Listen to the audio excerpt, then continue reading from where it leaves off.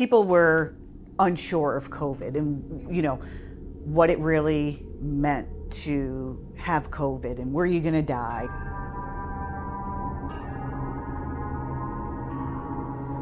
Hi, I'm Lori Piccolo. I'm the executive director. I've been with the agency approximately 10 years now. As the executive director, I oversee the agency, all of the employees, the programs, and I work closely with the board of directors who are my boss. So prior to COVID, it was business as usual. We worked closely with our funders. Once COVID hit, a lot of that changed. Our funders, especially New York State, they began to work out of the office.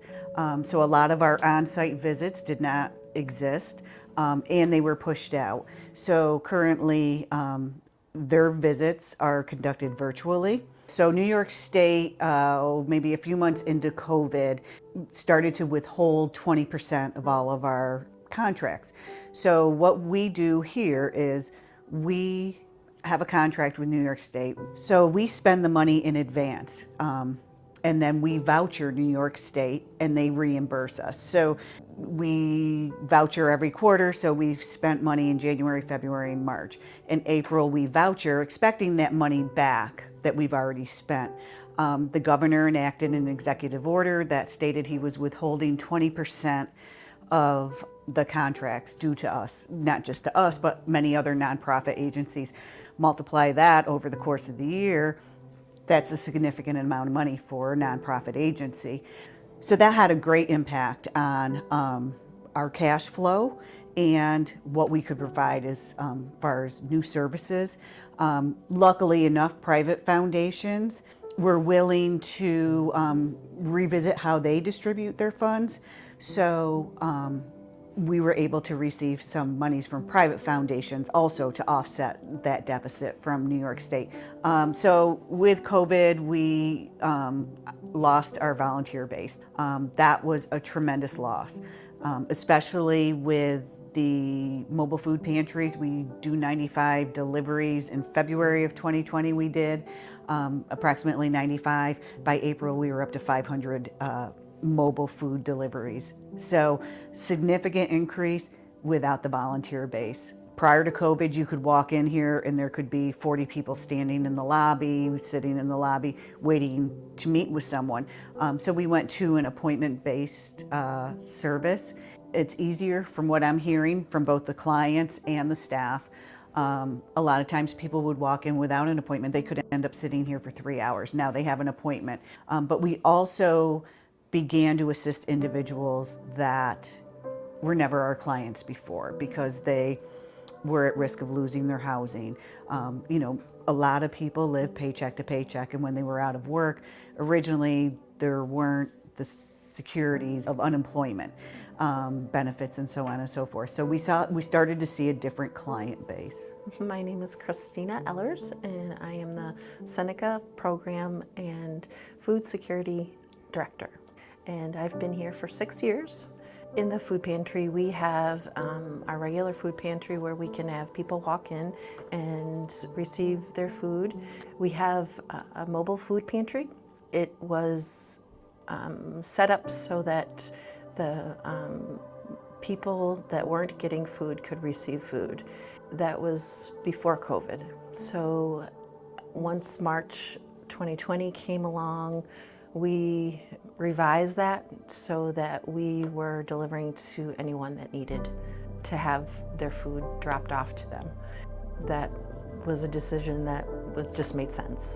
So we had, we were seeing about around 250 approximately families a month, and we got up over 500.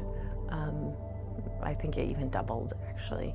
So our increase in the amount of food that was going out, we definitely had to do some scrambling a little bit so that we worked with the Food Bank of Central New York for Auburn, and we were getting between 3,000 and 4,000 pounds every 2 weeks prior to March 2020. Since then, we now, our normal amounts are probably 10 to 12,000 pounds of food that we go through in a 2-week period of time. So that's quite a huge difference. The food bank requires us in all food pantries that are a partner with them to at least provide 3 meals for each person in the household. But we decided that, that still wasn't enough. So we always give out more than 3 days worth of food to whoever's in the household. The pandemic did take a toll, even through our food recovery program. Our food security coordinator, Kirk McCrary, he had noticed a lot of the donations that we were picking up from Walmart and Wegmans had decreased. We pick up 4 days a week at Wegmans and 2 days a week at Walmart in Waterloo. So those donations did decrease for quite a period of time, for about 2 or 3 months. And the donations coming in from churches and private people, they also decreased quite a bit. It was a little scary, I just kept saying, it's going to be fine. It'll all work out. And that's when Nourish New York came into play from the state. And that program works with New York State farmers, producers of, vegetables, those kind of things. They gave us an allotment. Since we have a HIPNAP contract with our food recovery program, we were able to reach out to the local farmers here. That has been ongoing. We are in our 3rd round of Nourish New York, so that has been a great asset to the food pantries. So the food recovery program also, like I said, distributes to the food pantries. So our food pantry here at our site has been able to reap the benefits of that, Nourish New York. And as time has gone on, probably late August, September, more of the donations started to come in. So, and then they started just overwhelmingly come in, and monetary donations have been coming in as well. So that has been very helpful, especially with the increase of purchasing food from Central New York Food Bank. At the beginning of the pandemic, the major role for our agency was to provide food to people. People were in quarantine, people weren't going out of their homes, people weren't going grocery shopping. So our food pantry and community service department worked together, and the phone was ringing off the hook for people in need of food. So we did do a pickup here for people that could come and pick up. But the mobile food pantry exploded. We worked pretty diligently on phone calls, scheduling, mapping out routes for the mobiles.